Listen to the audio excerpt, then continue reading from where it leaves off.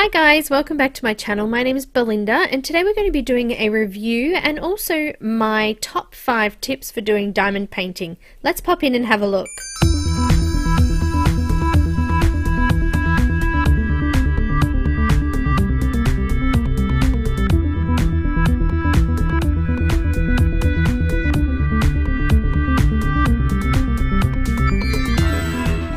Welcome and hello everyone. So perhaps you've ordered a diamond painting and it's come in the mail, you've got your right size here, you're looking at the canvas at all these horrible numbers on the side, and you've got a great big pile of stuff that you have no idea what it is. So today is going to be a little bit of a top 5 tips for doing diamond painting, and I think that we might call them gemstone paintings because they're not really diamonds. I think the reason they call them 5D diamond painting is because you get a real shine on these tiny little square plastic beads. Once you've stuck them on the page and they're all together, you can see this fantastic, beautiful, shiny little picture. So I've just opened up my little package here and there's a few things written in Japanese, maybe? Chinese? I'm not sure. If someone wants to let me know what it is down in the comments, no problems at all. And each of these numbers on the sides corresponds with another number on the actual canvas. So there might be a number, say 373, and that correlates to E on the actual canvas. So it's a little bit like doing a paint by numbers, except this time we're going to be putting on little diamantes instead of paint. So they come in these little baggies. Some of them come differently packed. This one actually came packed all together in one line, and it had every single color attached and the right amount of beads inside it already. So sometimes you'll actually get a pack where you have to count how many packs are in that number before moving on, because you want to make sure you've got the right amounts and how many are in there. So this one was actually quite easy to figure out. It's saying that number 40 is E and it corresponds to this many beads, and that's the number that should be written on the pack. So the number 40 stands for which number on the chart it is, and then obviously the corresponding number next to that is the color of the bead, basically. So if you ever run out of beads or something happens and you lose beads, you can actually order extra beads at some places with the corresponding number that's there. So number 23 on here is 837. So if I was to go to a website where you can order the individual beads, you just look up 837 and it should correspond with a similar or same color. So that's kind of helpful if anything does happen and you lose beads. There have been occasions that I've done a diamond painting and they have actually been missing. So just make sure that you go through and check them before you start, because otherwise you'll go ahead and start and you'll run out of a number halfway through and you'll be like, uh-oh, what do I do now? So it is best to check them and make sure you've got them all. I've had friends who have received them and they've actually received the diamonds for a smaller size canvas. So they're the same image and the same colors, but the actual corresponding beads weren't enough to fill up the entire size that she actually ordered, and she received the smaller ones. Also, that was from a different store to what I've recommended. So I'm just going to zoom in a little bit here so you can have a look at the actual canvas. So throughout the video I do have the full sort of process in speed here, but I just wanted to show you guys up close before I start. It is really hard to, my camera's out of focus here, but that's because it was so far away and I had to zoom in to see it. But each of these little squares is a actual letter. So these letters correspond with the chart that you've got and the colored diamonds that are in each of those. So you can see here that E is number 23 on my list, but E is 827 and it is number 23 on the list, and there was something like 2,300 individual beads needed to fill up that particular color or the letter E on the actual canvas. So you should have a canvas number, a color number, and also the amount of beads that would be needed to fill that spot. So obviously the ones that are needing like 3,000 beads, the actual packs of beads is going to be a lot bigger than the smaller packs that only have 100. So that's basics of the sort of anatomy of it. We've got also some tools that come in the package. So the tool's called a drill point tool. We've also got our sticky gum, which helps to stick the gems to the tool for you, and you just fill up the tool with that. The other end of the tool has a little tiny one which can be used for individual beads. These are different sizes that you can get. There was a 3, a 6 and a 12 there. These are things that you can order separately as extras. You do get one drill, a pair of tweezers and a tray. Now I've actually got trays that have open spaces, and I've got trays that are closed up, so the open ones are really easy to pour back into containers and things. So all of these things can be purchased as a separate pack. It comes with extra tools, extra trays, extra sticky gum included in that pack, so you've got a bit of everything there extra. So my first tip is to make sure you've got everything ready before you start. Also, I managed to purchase some of these types of containers. Not every store obviously has exactly the same type, but these all have individual lids and individual casings. You want to make sure if you get a container, don't get one that actually has a lid that just opens all of them. You want to be able to open each individual container. So you can purchase all of these from the website I got the beads from, so I'll pop all the links in the description below. So I'm actually going to transfer all of these into these containers. I have these little sticky stickers here that I've just cut up. They were just label stickers from a cheap shop, and I've just stuck them, or cut them out, sorry, and I'm just going to stick them all on these little beads cases here, and then I'm going to transfer all of the diamantes into these containers. So why is this my first tip? First of all, if this is the first one you're doing, trust me, you'll be addicted and you'll get more. So it's worth the investment to have something like this. Secondly, when you're going along and doing the beading, you want to make sure that you have access to all of the beads all at once, and you can see how many you've got left, and also see them all out for you, so you can just grab them when you need to grab them. Otherwise, if you put them into individual little baggies, it's great, you can do that. I had done that at the start, and I just put like all of the letters in one pile, all of the numbers in another pile and things like that, and was able to find them quite quickly. But after a little while, when you're doing big, large ones, you might have hundreds of different coloured beads. You want to make sure that you've got little containers for them so that you can find them easily. This is my biggest tip because I'm really organised and I like to know what I've got and where it is. So I'm going to go ahead and put all these on really quickly. I wish that I was this fast at doing it, but I wasn't. So I'm going to put the corresponding canvas numbers onto these containers and put the beads that relate to that in them as well.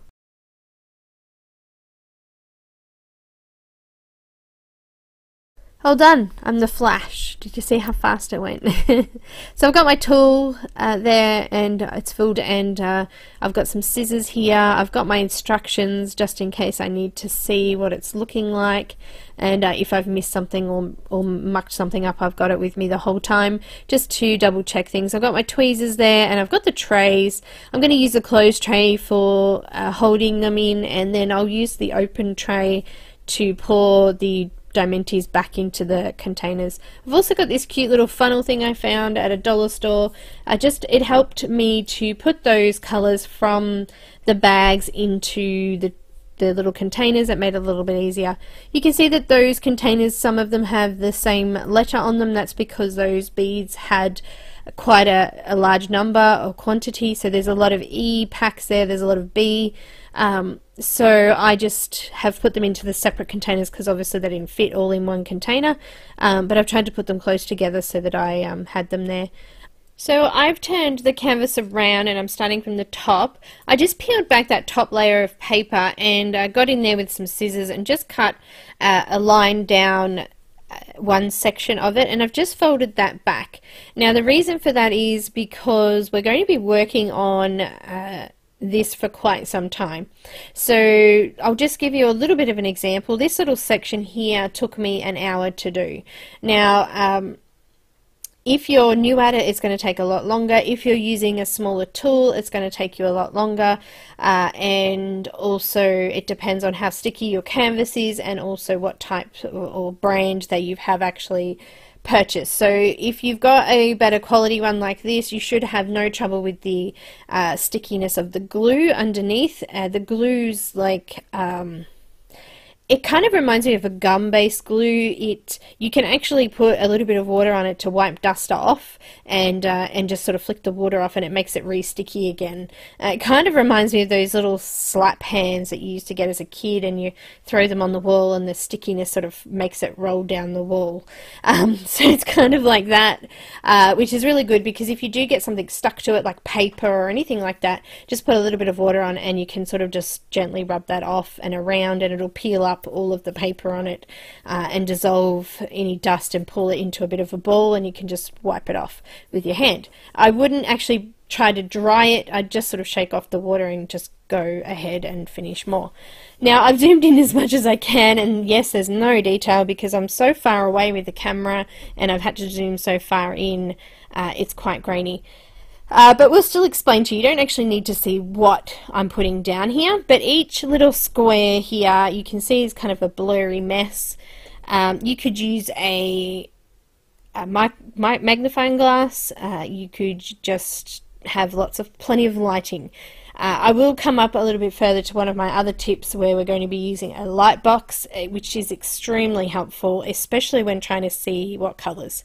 So I've picked a colour here and I've laid them into my tray, and I'm just sort of tapping the tray gently to try and get them all sitting in the little ridges at the bottom of the tray. I want to get a line of beads there so that I can grab it with the large tool or section of the tool, or I can grab it with the single section of the tool as well. It depends on what I'm actually doing. So this time I've put it in a line and I've stuck the mud section over the top of the glue, and I've just lined it up with the area so that colour across the top is all one colour, and I've just gently stuck it down.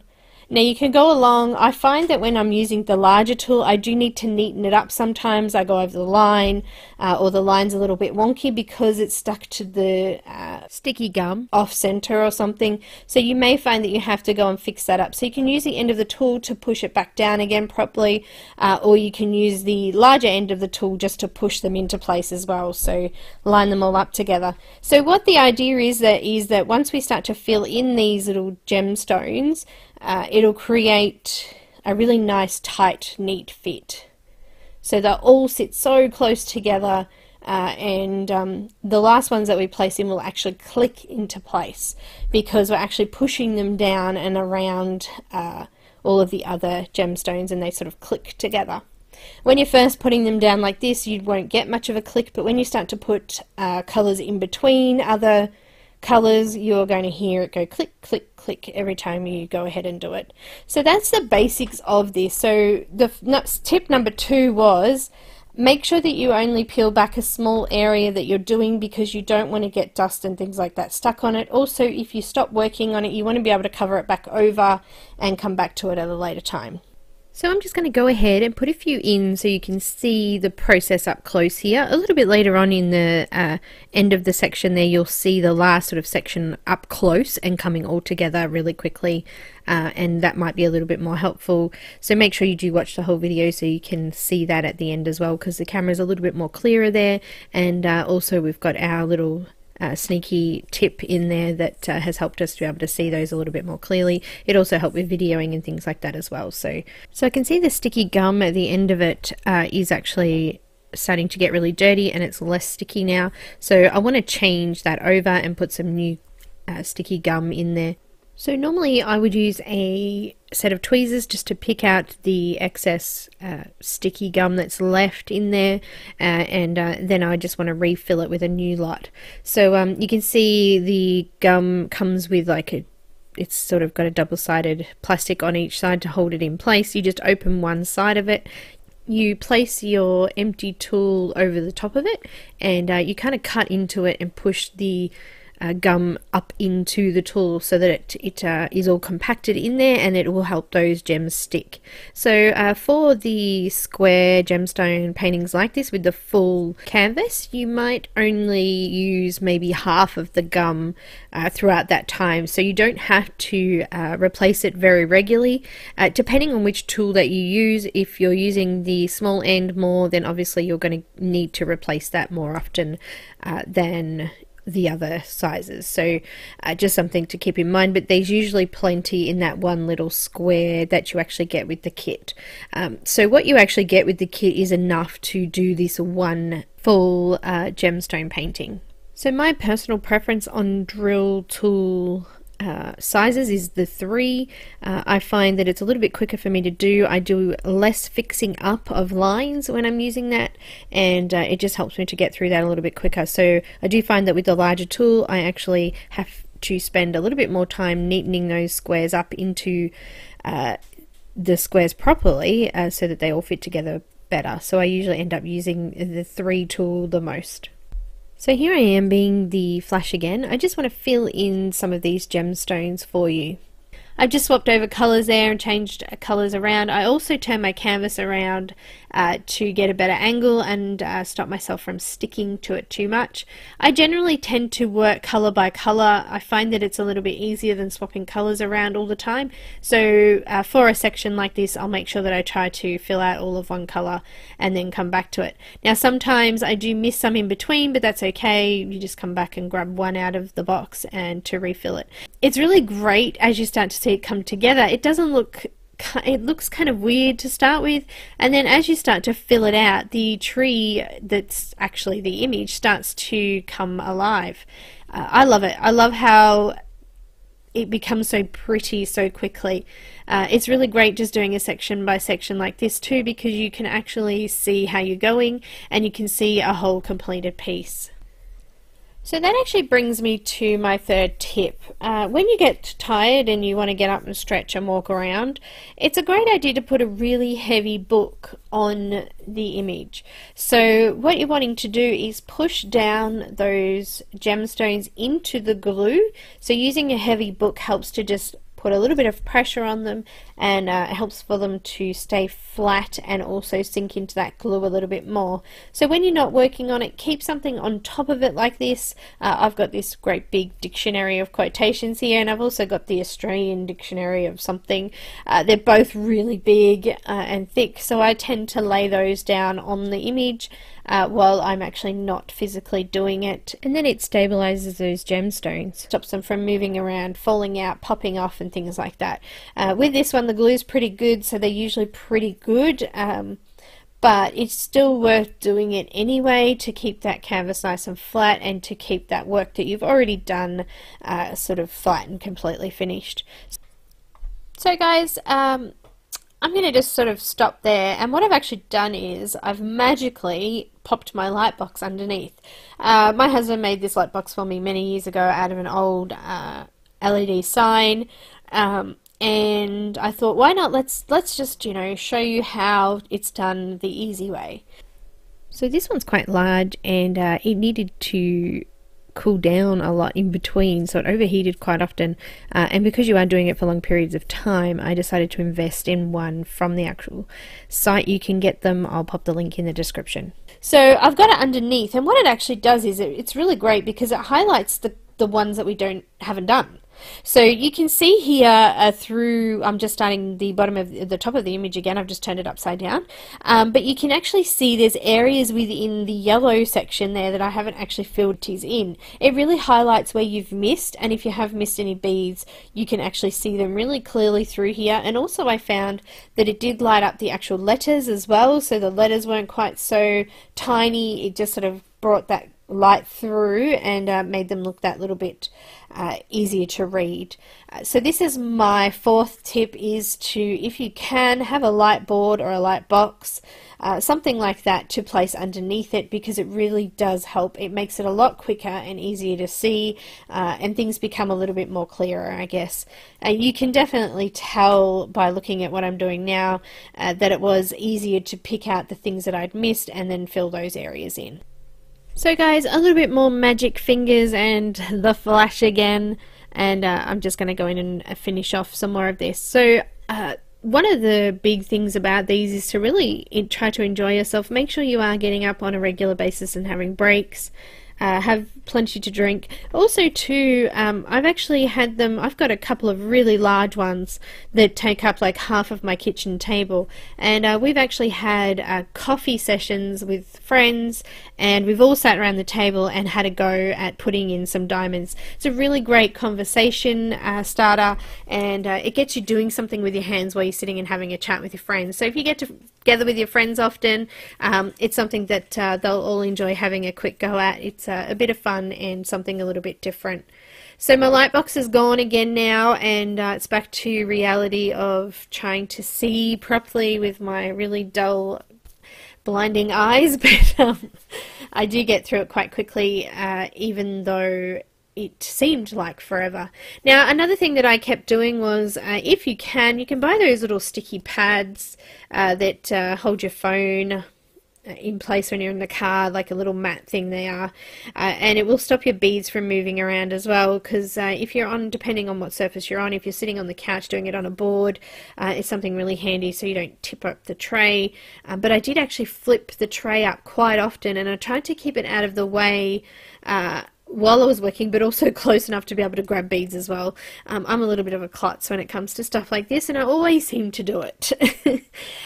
Once every couple of colours I'll spill them and have to clean them all up and put them all back in the tray again.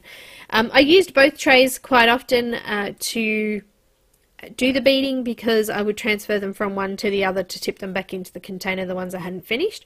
Also too, I had a separate tray there, or I put them inside the actual tray box. When you're coming along and doing these, sometimes the diamantes aren't the correct shape. So they do have circle gemstones, ones that you can put onto it's the same kind of grid except they're circle beads.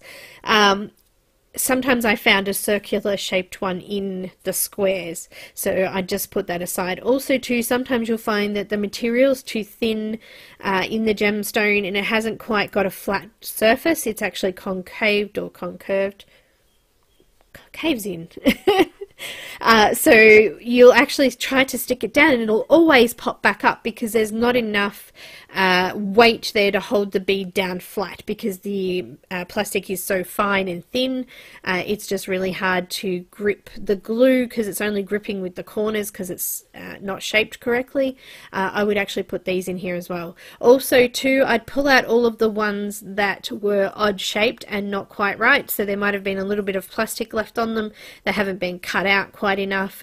I would put these aside as well. Sometimes I just put them in another little container next to that color, depending on what spaces I had left, and if I desperately needed those, I could go back to them and just try to clean them up a little bit myself. Also too, you'll find that you'll get some that are stuck together, some that are stuck on top of each other, and I just place them all aside until I desperately need one of those colors, then I would use them then.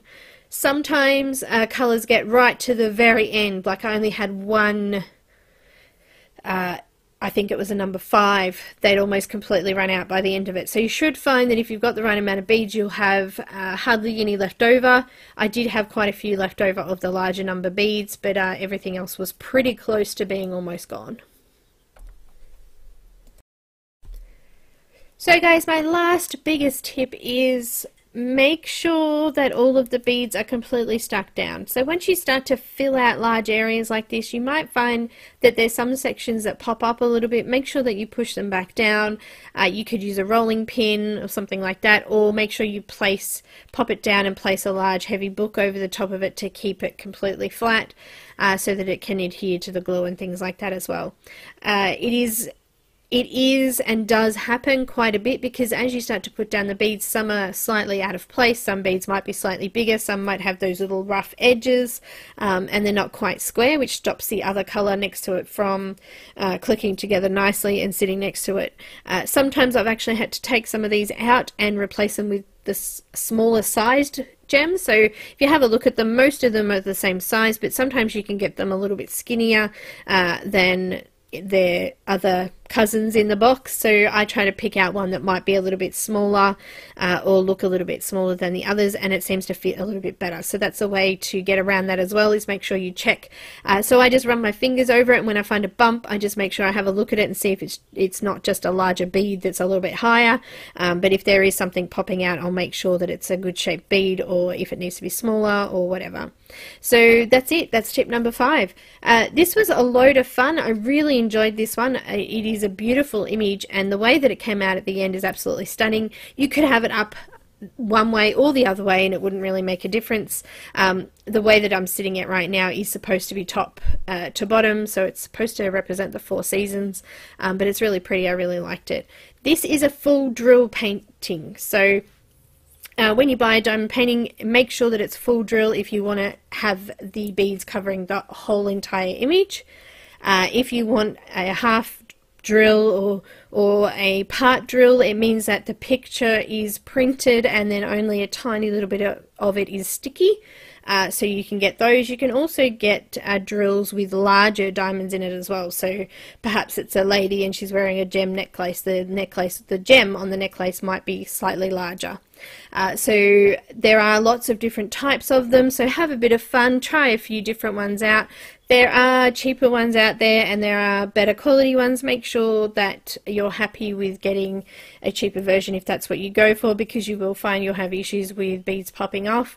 Also, the glue may not be as good. You may not be able to clean the glue off if you need to. Things like that are different. Also too, it might only have cellophane covering it and you might not be able to keep recovering it and keep that glue sticky without having any problems as well. So just make sure that you try to get something that's a little bit better quality. If you don't, just be wary of those little issues that may occur. Also too, I found that with the cheaper ones, sometimes majority of the time the beads are quite right. You'll have lots of different shapes. I've had a set where they were all supposed to be square and I had nearly a whole colour that was actually round, and they don't click together and fit as well as the squares. The square definitely look the most attractive though. So guys, I hope you enjoyed this. It was a bit of a long one, but you got to see the whole entire diamond gemstone painting come together and see it all in its entirety as well. That's all I have for you. I got my new light board here too, so it's a little bit easier to see some of those colours on the board. But I really enjoyed this one. I hope you enjoy it too. Check out the full image at the end, and it looks fantastic. So thanks again for watching, guys. If you have any questions, please don't hesitate to ask. I've popped some awesome links in the description where you can actually purchase the gemstone paintings. I do make a small amount as they are affiliate links. But I hope you enjoy it and I hope you get as fun an experience as I did. Thanks again, guys, for watching, and I will see you in the next video. Don't forget to subscribe if you haven't already. Click the little bell if you want notifications when I upload new videos. Also, you can follow me on Instagram, Twitter, Facebook, and all of those. Make sure also that you leave a comment because I'd like to know what you think of the image and the process as well. Thanks again, guys.